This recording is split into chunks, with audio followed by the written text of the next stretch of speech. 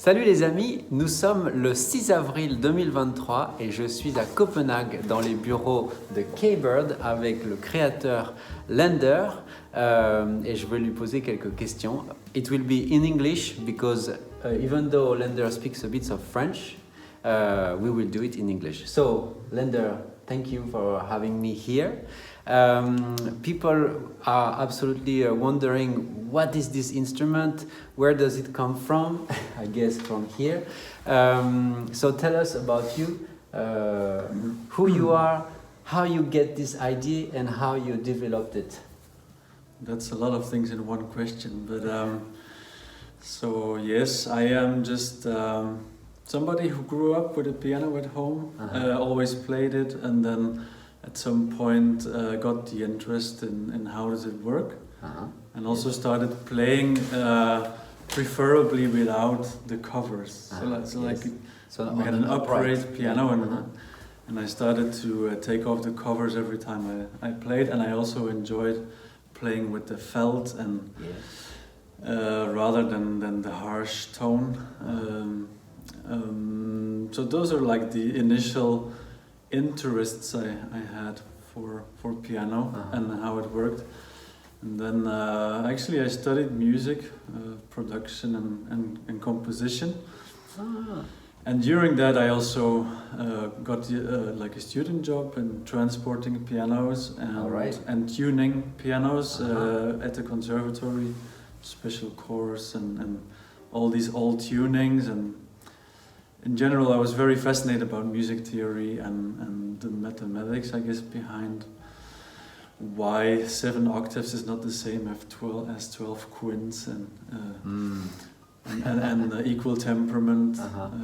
These are very technical stuff from the piano, but yes, exactly. So these things gave me like an angle towards looking deeper into why is a piano like it is, and then when I was done with music, I realized, am I going to teach or do a lot of freelance work? And both really didn't catch my full dedication. And so I actually went to abroad, traveled a lot, was a ski teacher for a while. Ski teacher.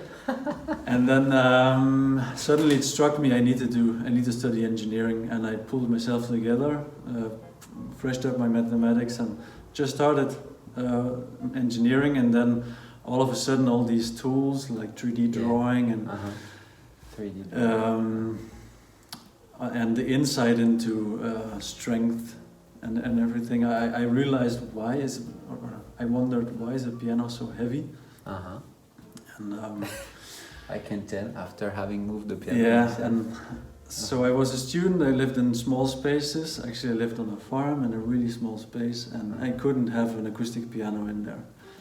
So I thought, what can I do to have acoustic keys, like piano keys, but with an acoustic sound. And for me at that point it could be any sound, it just had to be something acoustic. So I wasn't playing digital. For some reason that was really important to relax and really feel the instrument and the inspiration. It had to be acoustic. So I started to think a harp. That's a harp is really light. An acoustic guitar is really light, and both sound really good. And I also thought about the marimba, so the sound of wood. And how could I get keys to that? Started making some concepts, but like a hammer is really small and these blocks of wood are really big, so that didn't really work. So I just started to take acoustic pianos apart, and from the time I was tuning pianos by ear, you dampen most of the strings, so you only one string per key is still sounding. So then I realized that it still works. It still works, and I also remember the sound very pleasing of one string. It's more soft and it's more transparent, less in your face, more depth in a way. And then I just thought, okay, I take a piano apart, I put it together again in a more compact form, and then only one string, of course, because otherwise the steel frame that I had to make again, because I had to throw out the steel frame, because I wanted only 4 octaves. Yeah. So then I built it together, welded very badly my own steel frame, and it still bent like crazy. So I had to reinforce it and everything. And then because of the tension of the string is this. The weight of my body is inside every string in the piano. Wow. So it's like 75 kilograms is the force pulling on every string. Wow. And that together gives 5 tons, even if you only use 1 string for 5 octaves. This is 5 cars. You need to make a frame which is as strong as 5 cars, or can bear the weight of 5 cars. And then one prototype after the other, and also some are here. we can show them after. A long time where I also just did some product development for other engineering fields, and so I would say 7-8 years after the first prototype, I actually pulled myself together and said, okay, now I look for some funding and I make this a professional project.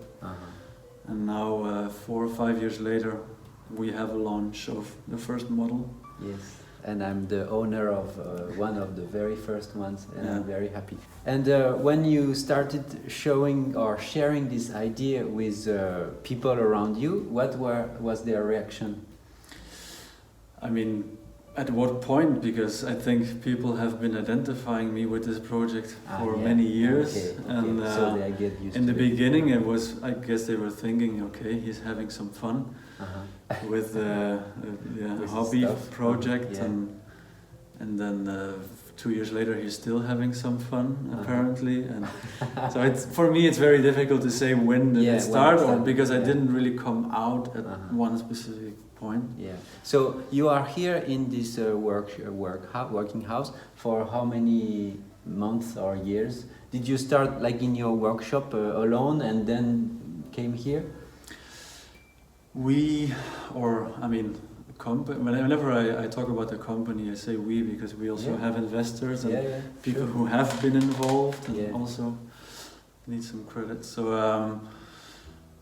I think in the beginning it was, I knew a funny place in Copenhagen where they were building funny stuff. I knew some people, and it was just a big hall, and they were doing a project for a floating city, and anything which could float, and welding a lot of things, and a lot of scrap material available.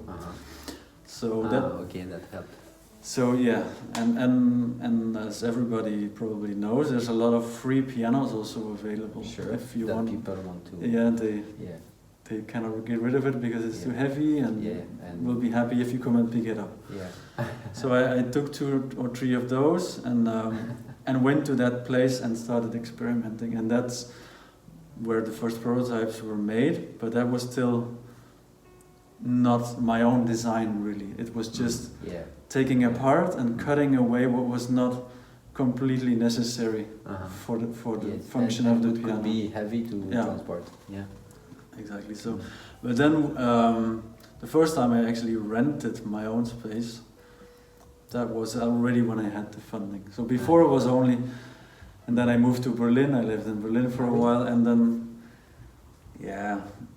in the collective where we lived, there was a workspace I could use there, and so continuously for a long time. But when we had some funding, then I just rented the place, and I was lucky to find a place where they had a wood workshop and a music room. Nice. And how to develop a new brand of piano in the 2020s years? Because that's what everybody asked me when I told them about you on the Keybird. They say, but who is that? What is that? How to develop a brand? By being naive, I think, and not being not having an education in the field. So I have a field from two extremes, and in the middle is piano. So I have music, which is not really piano technical, and then I have engineering, which is very general. So everybody, I guess, who is trained to be piano technician or designer is also trained in classical approaches. But not you. You are. But I would say I have reinvented the wheel many times, and I would definitely have benefited from a classical training and piano technician stuff. So it's a combination. So I have some benefits because I have a blank approach, but I also have been doing things that could have been a lot quicker to success. Yes. But it was your path. Exactly. And so you told me when we first met in January that things could have been faster, but COVID and a lot of things. How to go from here with these pianos that you built with your team here to the world development? Can you share a bit about that? We only had one problem basically. I mean, we made a very simple website, and then for some reason people found us, but we were not ready to deliver. Yes. And victim of your success, as we say in French. So my idea was always to have an own production in Denmark or Europe. But then in Denmark, I mean, everybody wants to be creative. Nobody really likes to do the same thing twice. It's very difficult to actually find, and also educated people. I guess, you know, the big brands like Steinway and Beckstein, they would take all the educated people from Europe. But by educated, you mean in this exactly, skills, piano technician. So I mean, we didn't really do an effort to come out because it doesn't benefit anything because we cannot deliver. But now, actually, finally, we found a factory who can do this and who can lift us to actually launch. And I mean, that's still new for me. So it's an exciting journey that has just started. Yeah, bravo! It's very inspiring for all of us. For me, to discover you and this Keybird is such an open-minded stuff. You know, I started to think, but I could do that. I could do that. I could go there and here. Because before that, as you know, as a pianist, even though I told you I transported a small upright for 1.5 years, but it's very difficult. But this one, I even saw him transporting himself. Me did it with the help of my lovely Diana. But it really opens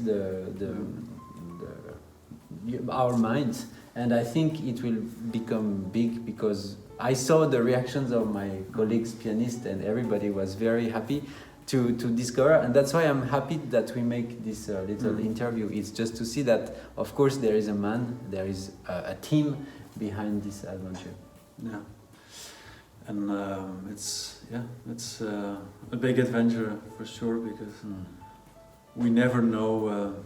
I mean, now we start to know, but before it was always next challenge, and but I guess I have felt it strongly enough to push it. Yeah, bravo. So now we are at the beginning of Easter 2023. So people can still join the waiting list and purchase, and it will be delivered in the summer. In the summer now, it's in the summer. So my dear friend, colleagues all around the world, now it can be delivered. USA. We're still figuring out shipping, and if we need to go through shops or directly to customers. That's another stuff. So you can order directly from the producer from Lander here in Copenhagen. It's very lovely place, lovely city. If you have, as I did, the opportunity to come with your car to see this atelier, this workshop, and to try the different pianos with more soft hammers, with you know, it's good. That's why I came also. It's to have the feeling, because of course the website is amazing and it really gives the feeling of I want to have it, but as you know, it deserves to be tried. So also my French friends, you are more than welcome to try mine. Which one is it? Mine, it's here. And it's one of the first one you actually built, or The first one of the first ones which we actually find good enough, which is beyond the prototyping. Yeah, phase. sure. Yeah, let me show just 1 second before we switch off this video. Do you mind if I show that? It's fine. Yeah, the very first prototypes. It's cool, and now the final products and the workshop in Copenhagen. Okay, bye my dear friends. See you on the road. Ciao.